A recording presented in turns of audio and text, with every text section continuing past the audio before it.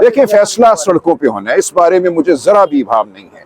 فیصلہ جو ہے بالآخر سڑکوں پہ ہوگا، یہ عدالتی عمل سے نہیں ہوگا، یہ پارلیمانی عمل سے نہیں ہوگا، یہ تب ہوگا جب آپ یہاں 4 لاکھ کی تعداد میں نکلیں گے باہر۔ اگر یہاں 8-10 ہزار آتے ہیں تو 2,000 کو تو گرفتار کریں گے، باقیوں کو مار پیٹ کے آگے پیچھے تتر بتر کر دیں گے۔ پاکستان کی قوم کو فیصلہ کرنا ہے بالآخر کہ وہ سڑکوں پر کب آئے گی اپنی آزادی کے لیے۔ دیکھیں میں کال دے سکتا ہوں، مجھے روز کہا جاتا ہے آپ کال کیوں نہیں دیتے؟ کال دینا کوئی مشکل کام نہیں ہے، لیکن کال میں اس دن دوں گا اس نوعیت کی جب مجھے یقین ہوگا کہ 3-4 لاکھ کا مجمع یہاں ہوگا، 15-20 ہزار کا نہیں ہوگا۔ یہ اب آپ کا فرض ہے، یہ پاکستان کے ہر فرد کا فرض ہے کہ وہ باہر نکلنے کی تیاری کرے، جو بھی آپ کے سامنے مشکل ہے اس کو عبور کرے۔ یہ کام صرف سیاسی ورکروں کا نہیں ہے جو بسوں میں آتی ہیں 30-40 سر MP لے آئے، وہ آئیں گے اور وہ بہت کمیٹڈ لوگ ہیں، ان کی جو جد و جہد ہے اس کو میں سلام پیش کرتا ہوں۔ ہمارے سیاسی ورکرز نے جو جبر سہا ہے، جو ظلم سہا ہے، وہ اس کی کوئی مثال نہیں ملتی۔ اس کے باوجود وہ کھڑے ہیں، وہ توانا کھڑے ہیں، لیکن ان پہ کتنا بوجھ ڈالا جا سکتا ہے؟ یہ پوری قوم کا بوجھ ہے جو قوم کو اٹھانا ہے۔ سر یہ بھی بتائیے گا، کل جو ہے وہ ملاقات ہوئی علیمہ خانم صاحبہ کی عمران خان سے، بہت زیادہ تشویشناک صورتحال انہوں نے بتائی ہے کہ خان صاحب کو جس طرح انہوں نے رکھا ہوا ہے، باہر نہیں جانے دیتے، کال پوچھ رہی ہے، سیل بہت چھوٹا کر دیا ہے، بجلی بند کر دیتی ہے، بہت زیادہ مسائل انہوں نے بتائے ہیں، اور ان کی الٹیوں کا بھی بتایا کہ ان کو کھانا یہ سب بات میں بتا چکا ہوں پہلے۔ دیکھیں جب 3 اکتوبر کو ان سے ملاقاتیں بند کی گئیں، جو صورتحال ہے وہ یہ ہے 5 دن تک بجلی بند رہی، یعنی کہ 5-6 بجے کے بعد گپ اندھیرا ان کے سیل میں ہو جاتا تھا۔ ان کا سیل یہی 8x8 کا ہے، ان کو ایک لمحے کے لیے بھی اس سیل سے باہر نہیں نکلنے دیا گیا 10 دن تک۔ 10 دنوں کے بعد اگلے جو 2 ہفتے تھے 1.5 گھنٹہ صرف ان کو باہر نکلنے دیا گیا، جبکہ جو قتل کے بھی مجرم ہیں ان کو بھی 12 گھنٹے باہر نکلنے دیا جاتا ہے دالان میں یا جو جیل کے اندر ایک میدان ہے۔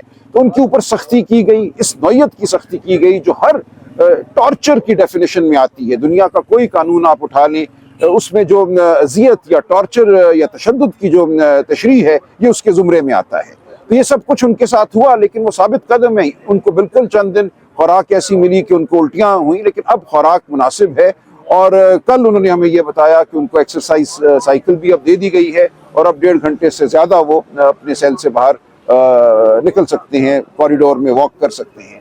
تو کچھ حالات ان کے بہتر ہوئے ہیں، لیکن جس حالت میں ان کو رکھا گیا یہ یقیناً ایک حملہ تھا ان کی ذات پر، یہ ایک حملہ تھا ان کے احترام آدمیت پر۔ بشرا بی بی سے میری 2 دن قبل پشاور میں ملاقات ہوئی، انہیں جس جگہ رکھا گیا وہاں اوپن سیور تھا جس میں سے چوہے نکلتے تھے۔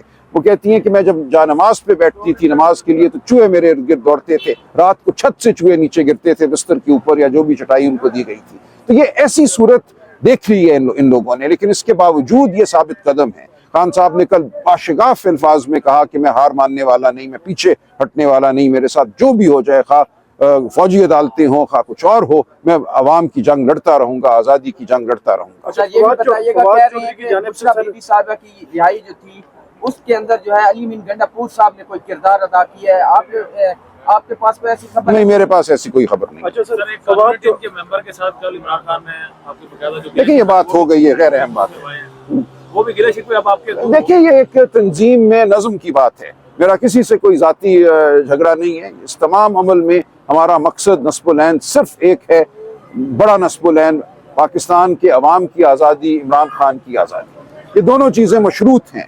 ہم عمران خان کو آزاد کرائیں گے، کیسے آزاد کرائیں گے؟ روز مجھ سے یہ سوال ہوتا ہے، آپ کال کیوں نہیں دیتے، آپ ڈی چوک پہ کیوں نہیں آتے؟ میں اس سوال کا جواب رکھتا ہوں، کچھ میں نے آج عرض بھی کر دیا، اور یہ جواب آپ کے سامنے آتا رہے گا، اور ہم انشاءاللہ کامیاب ہوں گے۔ ایسے نہیں ہوگا کہ ہم ایک مہم جوئی کے عالم میں آ کر ٹکرے ماریں دیواروں کے ساتھ۔ ہم تب آئیں گے اور وہاں آئیں گے جہاں ہماری کامیابی یقینی ہے۔ جلسوں کا اعلان کیا آپ لوگوں نے، جلسوں کا اعلان؟ جی ہم کریں گے، یہاں سے عمل اب شروع ہوگا، ہم پاکستان کے ہر خطے میں جائیں گے، عوام کو متحرک کرنا ہمارا مقصد ہے، اس کے بعد عوام اپنے فیصلے خود کریں گے۔ بہت شکریہ۔ اس کے لیے میں آیا تھا چیف جسٹس صاحب سے، میں نے یہی کہا کہ دیکھیں اب 3-3.25 ہفتے ہو گئے ہیں، پنجوتا ہمارے بہت قریبی رفیق ہیں، ہماری ٹیم کا حصہ ہیں، وکراء کی ٹیم کا، ان کا کچھ پتہ نہیں ہے۔ ہر 2 دن بعد پیشی ہوتی ہے، پورا عملہ جو ہے اسلام آباد کا، وفاقی حکومت کا یہاں آتا ہے، IG صاحب خود بھی آئے، ان کے دیگر افسران یہاں آتے ہیں اور کہتے ہیں جی ہم تو بے بس ہیں، ہمیں کچھ پتہ نہیں۔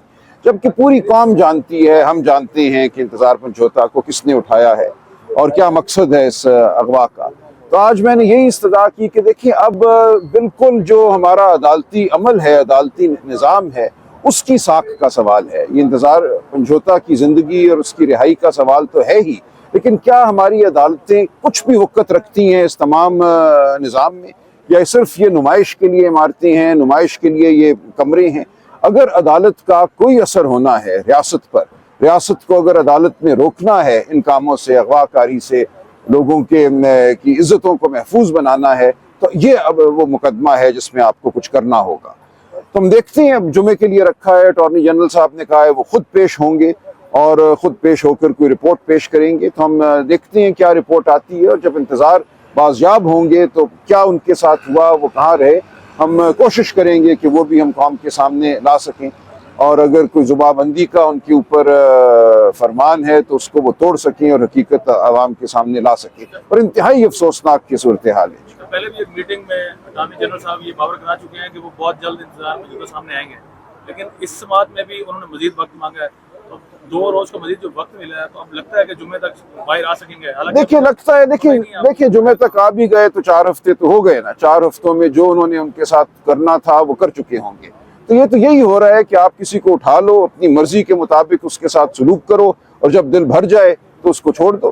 تو عدالت میں آنے کا ہمیں کیا فائدہ ہوتا ہے؟ عدالت میں آنے کا فائدہ تو تب ہو کہ ایک اغوا ہے، کوئی FIR نہیں ہے انتظار کے خلاف، کسی تھانے میں ان کو پیش نہیں کیا گیا، کسی عدالت میں پیش نہیں کیا گیا، وہ بس گمشدہ ہیں۔